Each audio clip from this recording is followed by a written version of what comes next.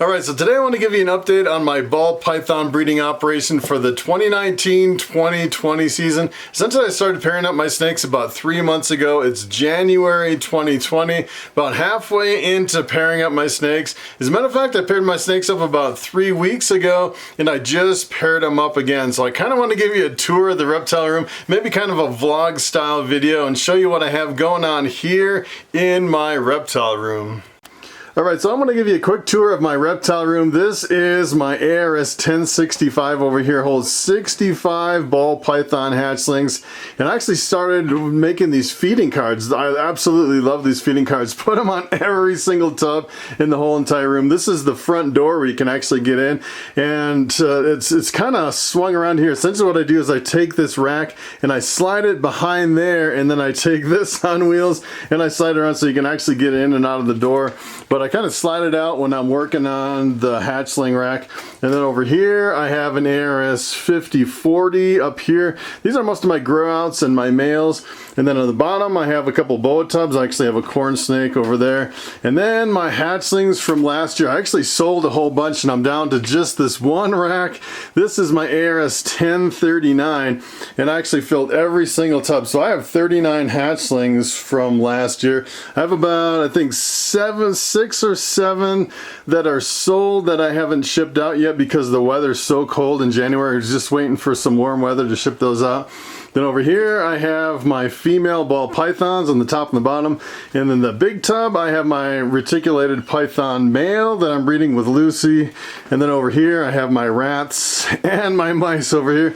And let me tell you, when I got these feeding cards, I kind of struggled to put them all up on my tubs here. There's a ton of feeding cards over here. I absolutely love these cards. Essentially what it is, you can kind of see the whole year at a glance. I just kind of made these up and put them on this week, working really hard to make them. And what they are, they're actually on Velcro. I just cut some Velcro and I can put them right on the tub. And then what I did is I put a little piece of tape, so I can actually grab the piece of tape, just like Scotch tape, and slide it out, and then mark the box, and then slide it back just like that. Really super easy. And then I put, for example, I just started, I actually fed this one a live rat, so I put LR. I put LM for live mouse, or if I just do an X through the box, then it is for like a euthanized rat from, I use CO2 and I euthanize. I usually feed like a euthanized rats. I usually don't do live rats unless I actually have some small ones that are ready. But kind of the whole logistics of the feeding card, I kind of set them all up, and then I kind of ran into some problems. So for example, in this tub I had my albino pied, and I was ready to pair up my albino pied with my female. So I took my albino pied, I moved it over to this tub here, and we can take a look inside. This is my albino pied with my bumblebee. See if these guys are actually in a lock. I just paired them up about 24 hours ago. Not sure if these guys are locked up or not. Oh yeah, so take a look in the back. Their tails are twisted right there in the back. You can actually see that these guys are in a copulation, which is really awesome.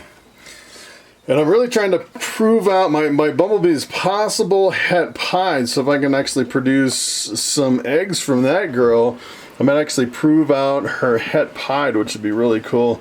So I just kind of wanted to show you some stuff I got going. I just moved these snakes just yesterday, and the problem is I moved my albino pied male over from the tub over here, and I didn't really want to mix up. You can see this guy didn't eat anything yet, nothing at all since I started this whole system. And I moved him to another tub, and I started moving all my males, and I didn't really want to mix up my tubs where I moved them from. And the problem is that for example, if I pull this feeding card off, there's not really room for a second feeding card. I didn't really think about moving the card with the snake, so I got a little bit confused. So what I did is I actually labeled my males, just the ones that I moved in with my females, on the feeding card itself. So you can, at a quick glance, you can actually see all the males that I moved. I moved my fire pied, my banana itchy clown, my bamboo lesser. it was kind of, I was trying to figure out how to actually move the snake without moving the card or getting the cards mixed up. And that was kind of one of the big things that I was kind of struggling with.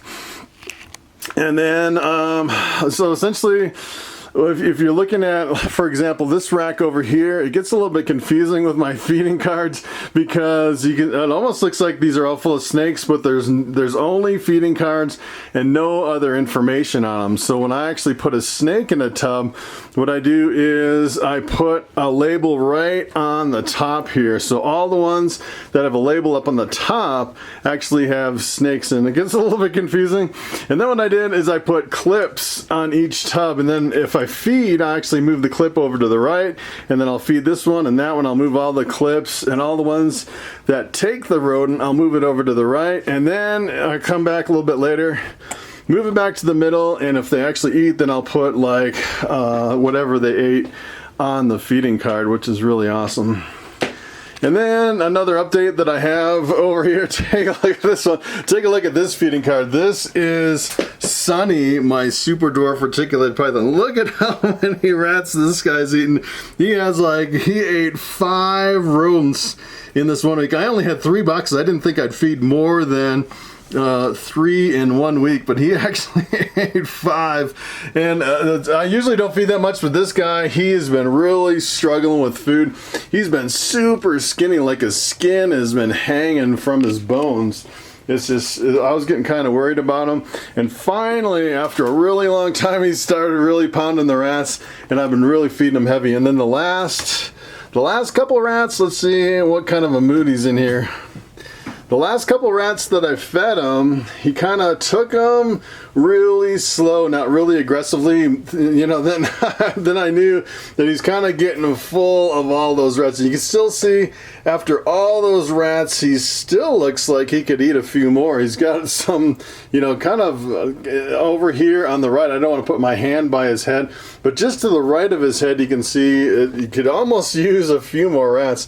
I'm glad I'm finally getting this guy to eat, because it's been a really long time that this guy ate. And I can show you some more of my pairings here if you want to see some more. Maybe we'll see some more copulation here. This is my normal female number 4 with my bamboo lesser male. Let's see if these guys are locked up. And then some of these, like the normal female number 4, no, these guys are not copulating, and if they were, they're apart now. But the problem is like, for example, this female doesn't really have the body condition. Was eating really good at the beginning of the season, and then they just fasted as soon as I paired them up. So I don't think this one's actually gonna go. And this bamboo lesser is an allelic combination. It's a white snake, so everything I breed to it, half the babies will be bamboo, half will be lesser, which is pretty awesome. And then I have some down here, like this het caramel female with my male. Let's see if these guys are locked up. Probably not. So I keep pairing them up no matter what. It depends on. It almost looks like this male is trying to mate with the wrong end of the snake over here. It's like he got the wrong end, which is pretty funny.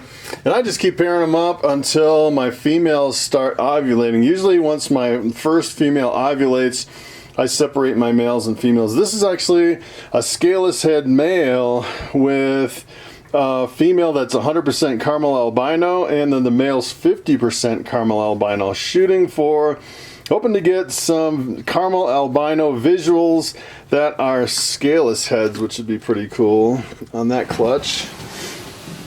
Kind of an interesting project. I don't think anybody else is working on scaleless head caramel albinos. I'm probably the only one in the world working on that. You know, the caramel albinos, they say, you know, some of them can have problems with kinking and stuff like that. This one's actually let's see if I can kind of open this up and show you. This is my desert ghost stuff here. And it looks like they are locked in a copulation, even in a deep shed. Look at that. The male is in a super deep shed and still copulating with the female. I was wondering about that. So this is a pastel desert ghost male. He's usually bright yellow. He looks kind of pink right now. And then the female is a pastel spider desert ghost. Both are desert ghosts. Hoping for some visual desert ghosts. And the funny thing is, a lot of these snakes are still eating. The females are still eating, which is kind of amazing. This one actually ate one fairly large fresh killed rat, which is kind of unusual 3 months into the season. So I'm wondering if these guys are actually laying. Kind of makes me nervous that they're feeding 3 months into the season. Hopefully they'll actually go. So what I think I'll actually do is, let me show you Lucy out on my pool table. She's my really big reticulated python. All right, so this is Lucy. She is in the dark. I've been keeping her in the dark in this big cage over here. And I have a little dial here that actually turns up the light. It's just a little dial that adjusts and brightens the LED. I have some LED lights in this setup here. And the funny thing about this girl is I've never really seen her so inactive, where she's just kind of sitting there doing nothing. She's not really eating. I keep checking her water. She hasn't gone to the bathroom. I think she's just building eggs. I think she's definitely building eggs. Look at how big and fat she is. It's unbelievable.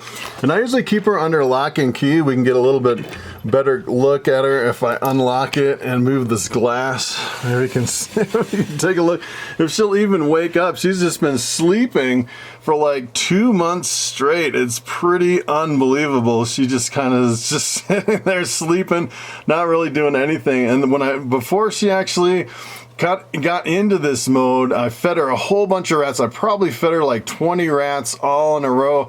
And then I was breeding her with Sunny, my purple albino reticulated python. And they actually copulated the first time that I've seen them copulate. She's 4 years old.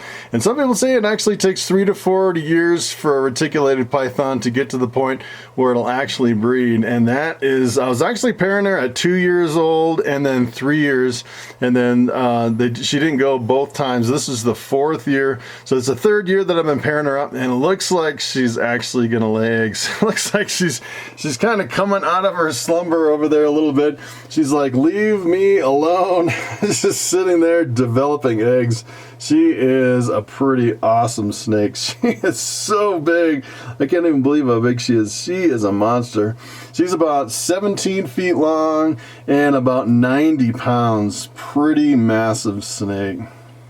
So another quick update on my rats. I actually had an emergency on my rats. And the funny thing is you can actually see the water up on top. I actually have them in the 5-gallon buckets that run through all these lines that water all the tubs. And if you come in and you actually see one that is draining faster than the other one. So I came in and one bucket was mostly full. The other bucket was about 1/4 of the way down. Then you pretty much know that you have a problem. And sure enough, I actually came over to this tub, and it was actually this tub here where the nozzle popped up and sat up on top of this screen here, and it activated and it was dripping down in the tub. Luckily I caught it. And the thing I really like about this pine shaving in here is that it really absorbs the water. It can absorb an incredible amount of water and doesn't really flood the tub. It just really makes all the substrate really damp down here. And what I actually did is I took a screwdriver and I kind of wedged the expanded mesh back against this so you can't pull it out. And that's kind of what I like, is get them in there so you can't pull them out, so the rats can't pop them out. And actually, you know, actually flooding the tub is kind of tough. Look at this rat. They are so cute. I don't know what this rat is doing. It's funny. They get a little like bashful or embarrassed or something when I come in here. They kind of burrow under the shavings. Look at that. That is ridiculous. And they only do that when I open the tub, which is kind of weird. And there's a whole bunch of babies in here. These babies are really super cute. And as a matter of fact, I wouldn't mind actually getting to the point where I actually breed some as pets instead of feeders. Right now I'm just breeding them as feeders for my snakes. But I wouldn't mind getting into like some fancy show quality rats. Rats are really cool. And you know, breeding them as feeders, it's kind of hard because the rats are really cute. So one question that came up, someone asked me if I had any ball python eggs yet, and no, I don't have any eggs. I've been pairing up for about 3 months, and usually it takes about 5 months of pairing up your males and females before you get your very first ball python eggs. And keep in mind, as soon as I get some eggs, it'll be another 2 months in the incubator, and then as soon as those eggs hatch, it'll probably be another month or a month and a half before I get enough rodents in them before they'll actually be ready for sale. And my reticulated python, Lucy, out on my pool table, she's going to take even longer. As soon as she lays eggs, it's actually a 3-month incubation period, probably another month and a half before I get some rodents into those before I'll have them for sale. And the problem is if she actually lays some eggs, probably the biggest thing that I'll have going on here in the reptile room is I might not have enough room for all those hatchlings. If Lucy lays like 40 or 50 eggs, even more, I've seen reticulated pythons lay up to 80 eggs, which would be pretty incredible. I'm thinking for like a 90-pound reticulated python, she might lay maybe about 40 or 50 eggs. If she does lay that many, it's going to fill up most of one of my racks. Now, I might actually have to get another rack for that, which would be kind of interesting. So that is pretty much it. Thanks for watching, and I will see you in the next video.